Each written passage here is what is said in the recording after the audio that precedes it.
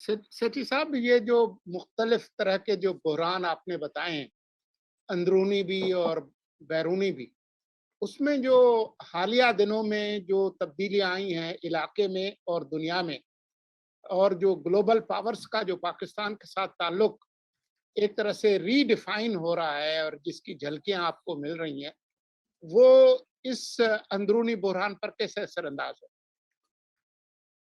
देखिए, अंदरूनी बुरान का तो मैंने पहला हिस्सा पेश किया है कि सिस्टम फेल हो गया है।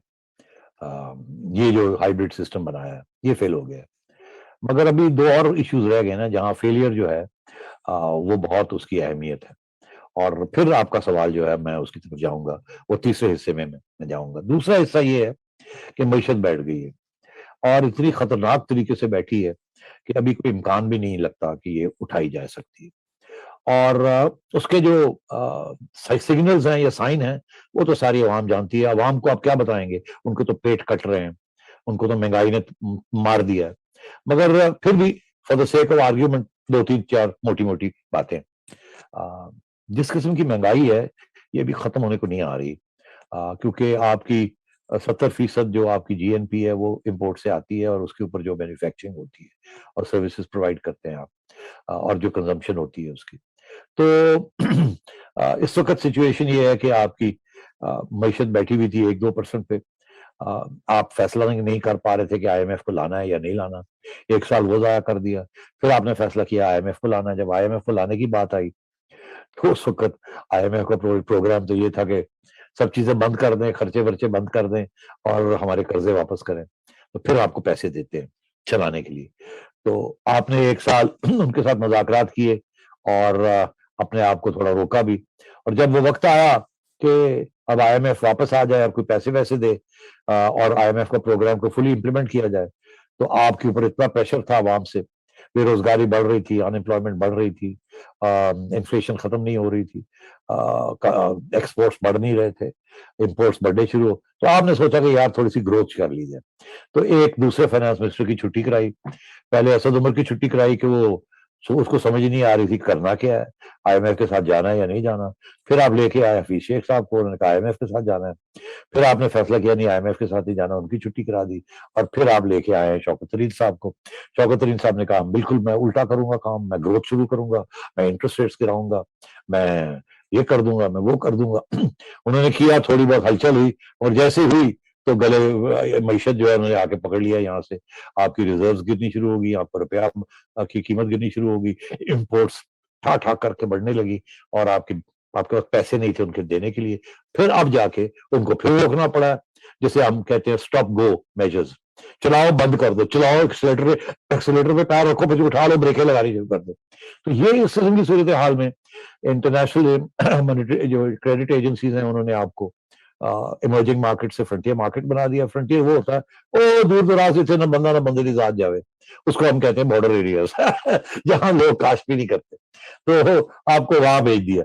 और फॉरेन इन्वेस्टमेंट वैसे ही खत्म हुई हुई है और इन्फ्लेशन जो है वो डबल डिजिट्स में है, 11% से ऊपर है। और हर किस्म की आपकी डेट पेमेंट्स सर पे चढ़ी हुई हैं। इस साल कोई $30 बिलियन के करीब आपने पैसे देने हैं और उसके अंदर भी आपके पास $4-5 बिलियन का खसारा है। आपको समझ नहीं आ रही कैसे करेंगे कैसे नहीं करेंगे। तो at every level economy collapse हो चुकी है और डिरेल हो चुकी है। सवाए अमीरों के जिन्होंने एक्सपोर्ट्स करके अपनी टेक्सटाइल प्रोडक्ट्स उन्होंने कुछ बना लिए हैं और अमीरों ने जो गाड़ियां खरीदी हैं। गरीबों को बताएं आप, गरीबों को क्या मिला? गाड़ियां मिल गई, घर बनने शुरू हो गए अमीरों के, कंस्ट्रक्शन कंपनीज के, और एक्सपोर्ट वाले जो है टेक्सटाइल वाले जो पहले ही अरबपति थे वो और भी डबल डबल अरबपति होने शुरू हो गए। तो ये है जनाब आपकी मईशत का हाल। और अब हालत ये है कि टैक्सेस कलेक्ट करने जा रहे हैं और टैक्स कहां से मिलेगा इनको, और लोगों के ऊपर प्रेशर डाल रहे हैं और किसी वक्त भी तजारती लोग या दूसरे लोग एहतजाज पे आ जाएंगे और फिर देखिए क्या होता है। तो मैं समझता हूँ सेकंड लेवल पे तो इकोनॉमी बिल्कुल इस वक्त जिसे कहते हैं ना फारग है और कोई इम्कान नहीं है कि उसको उठा लिया जाए और इसको किसी तरीके के साथ गरीबों के लिए कुछ किया जाए। और वोट बैंक जो है वो गरीबों का होता है, अमीरों का वोट बैंक नहीं होता। अगली बात आप आए, अब आइए आप फॉरेन पॉलिसी के ऊपर। आपका ये ख्याल था कि अफगानिस्तान में जीत हो गई आपकी, आप बड़े खुश थे और अमेरिका की छुट्टी करा दी, तालिबान आ गए हैं। तो वो जो खुशी थी वो मेरा ख्याल है दिन ब दिन कम होती जा रही है, और अब परेशानियां शुरू हो गई हैं। और परेशानियां ये हो गई हैं कि दुनिया तैयार नहीं है तालिबान को रिकग्नाइज करने के लिए। इसलिए आप भी अब पीछे हट गए हैं। आप ये नहीं कह रहे कि फौरी तौर पे इनको रिकग्नाइज किया जाए, बिकॉज आप पे इल्जाम लगने शुरू हो गए हैं कि ये तो आप ही हैं जो वहां बैठे हुए हैं, और आपकी बात पे अब लोग बहुत शक करते हैं। तो आपकी जो विक्ट्री है वो बड़ी इस वक्त उसकी कोई कामयाबी नजर दुनिया को नहीं आ रही, वो तो उल्टा आपके गले डाल रही है। और आपका मसला ये है कि आप सारा आपका जो लेन देन है और खाना पीना है और सब कुछ है वो वेस्ट के साथ लगा हुआ है। और आप IMF को भी इग्नोर नहीं कर सकते, यूरोपियन यूनियन को भी नहीं कर सकते, अमेरिकन को भी नहीं कर सकते। एक तरफ तो ये है, और दूसरी तरफ यही लोग हैं जो आपके ऊपर प्रेशर डाल रहे हैं। कोई GSP प्लस का प्रेशर डाल रहा है, कोई आपके ऊपर फटाफ का प्रेशर डाल रहा है, कोई आपके ऊपर IMF का आएगा, एंड सो ऑन।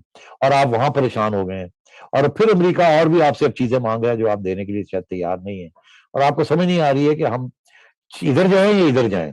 इधर अमेरिका की तरफ से जा नहीं सकते, वहां तो गाली पड़ रही है अमेरिका को, और अमेरिका आपको देने के लिए भी कुछ तैयार नहीं है। उधर आप क्या जाके करेंगे, वहां तो तालिबान बैठे हैं, और तालिबान के साथ को वो तो मांग रहे हैं आपसे, देना उन्होंने आपको क्या है। ऊपर से वहां ऐसे टेररिस्ट ग्रुप्स बैठे हुए हैं जो बिल्कुल खत्म होने को तैयार नहीं है, और तालिबान भी उनको रोकने के लिए तैयार नहीं है, और उनको खत्म करने के लिए तैयार नहीं है। और आपके ऊपर जब से ये तालिबान की गवर्नमेंट आई है, आपके कोई 50, 60, 70 लोग आपके फौजी और अफसर शहीद हो गए, और आप ये टेररिस्ट अटैक्स चल रही हैं। तो अगर आपका ये ख्याल था कि वो आपकी मदद करेंगे और आपको ये खत्म कर देंगे, वो बिल्कुल होने नहीं जा रहा। अभी वो भी डिस्कस करते हैं आगे, हमें जो नए कदम उठाए जा रहे हैं। तो आपकी फॉरेन पॉलिसी जो थी ये विज़-विज़ अफगानिस्तान, वो जो कामयाबी आपको नजर आ रही थी, मुझे तो अब नजर नहीं आ रही, मुझे तो प्रॉब्लम्स नजर आ रहे हैं। मगर इसके साथ साथ आपके तल्लुकात अमेरिका के साथ इतने खराब हैं, वो सैंक्शंस का सोच रहे हैं। आपके तल्लुकात यूरोपियन यूनियन के साथ इतने, वो भी सोच रहे हैं।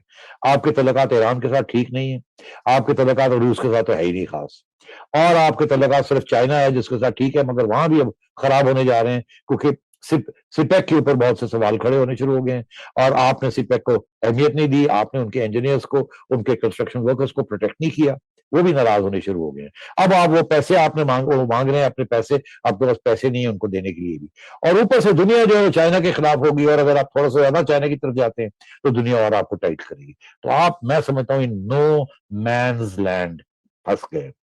तो आपकी फॉरेन पॉलिसी जो थी वो मैं समझता हूँ 100% फेलियर, कंप्लीट फेलियर, जिसकी वजह से आप आइसोलेशन में अब होते जा रहे हैं। आपको समझ नहीं आ रही, मैशत चल नहीं रही है, पॉलिटिकल सिस्टम आपने जो बनाया वो फेल हो गया है, और अवाम बेचैन है, मीडिया बेचैन है, जुडिशरी बेचैन है। किसी स्टेज पे भी बहुत कुछ हो सकता है, और दुनिया आपसे खफा है। तो मैं ये समझता हूं कि ये 3 बहुत बड़ी क्राइसिस है, पॉलिटिकल सिस्टम की, स्टेट के इदारों की, इकोनॉमी की, और फॉरेन पॉलिसी की। ये इसके बाद अगर अब भी ये ड्राइंग बोर्ड पे एस्टेब्लिशमेंट नहीं जाएगी तो अपना नुकसान सबसे ज्यादा करवाएगी, और फिर मुल्क का नुकसान होगा।